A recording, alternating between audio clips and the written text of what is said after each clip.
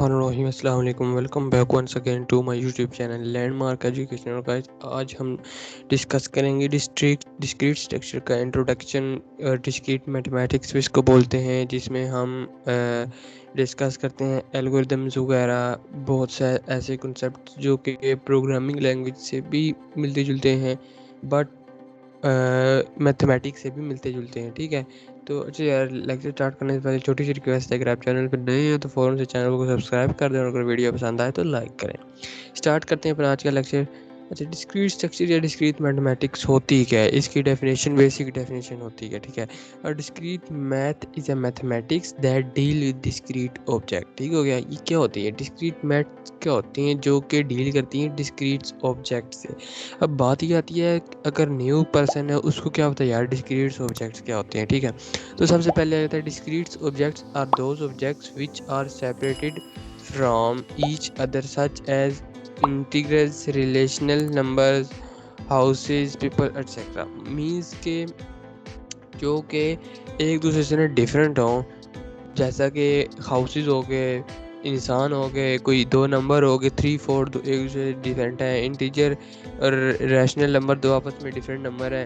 Real number are not discrete. Real number क्या है, not discrete, क्यों रियल नंबर तो सारे एक जैसे होते हैं, 1 2 3 4 5।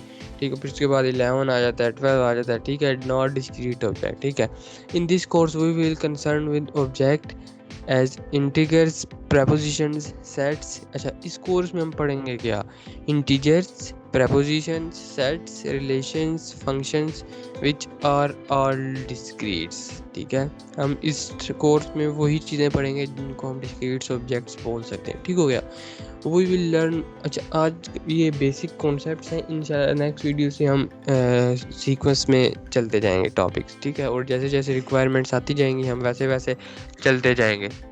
We will concern associate with them, their properties and relationship among them. ठीक हो गया, discrete structure are theoretical basic of computer science, a mathematical foundation that makes you think logically. ठीक है, डिस्क्रीट स्ट्रक्चर में मैंने आपको बताया होता है क्या, एल्गोरिदम्स चल रहे होते हैं। ठीक है, एल्गोरिदम्स होते हैं।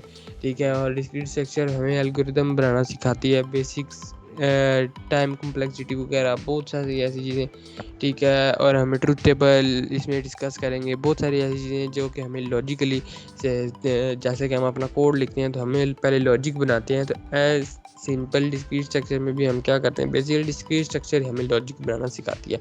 अगर हम इसमें लॉजिक बनाना सीख गए तो कोड लिखना हमारे लिए कोई डिफ़िकल्ट काम नहीं है। ठीक हो गया, और आप ये समझ लें कि अगर आपको डिस्क्रीट स्ट्रक्चर में बेसिक कॉन्सेप्ट्स आते हैं तो आप कोडिंग ईजिली कर सकते हैं। ठीक हो गया, अगर नहीं भी आते फिर भी कर सकते हैं, बट फिर थोड़ा टफ हो जाएगा। ठीक हो गया, वाई स्टडी डिस्क्रीट स्ट्रक्चर। हम डिस्क्रीट स्ट्रक्चर भाई क्यों पढ़ें, मैं फ़लसफ़ा बोल रहा हूँ, पढ़ो पढ़ो सब कुछ पढ़ो, सी प्लस प्लस पहले कह रहे थे पढ़ो, अब डिस्क्रीट स्ट्रक्चर भी आ गया, डिस्क्रीट स्ट्रक्चर भी पढ़ाऊँ, क्यों पढ़ें, हमें कोई सही इनाम मिलने वाला है।